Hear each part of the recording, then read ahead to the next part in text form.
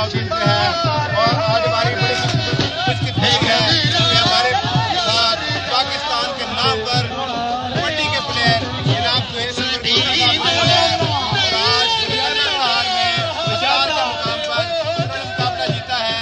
बहुत ही जबरदस्त प्लेयर है, बहुत ही अच्छा यहाँ पर माहौल है और जितनी भी इनकी तारीफ की जाए कम है।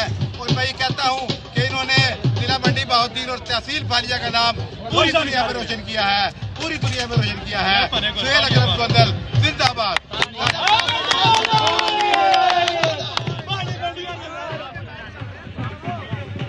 कासिम शाह बुखारी साहब पहली कौड़ी और बड़ी कामयाब कौड़ी पीरां दी अल्लाह पाक दिन दुगनी रात चुगनी तरक्की अता फरमा। खान आसिफ खान अलमरूफ गुड्डू पठान, मैं जाफी गुड्डू पठान साहब और ट्रॉफी ना वसूल करो और जनाबो ट्रॉफी दे सन जनाबो कर्नल बाबर साहब और जनाबो खान आसिफ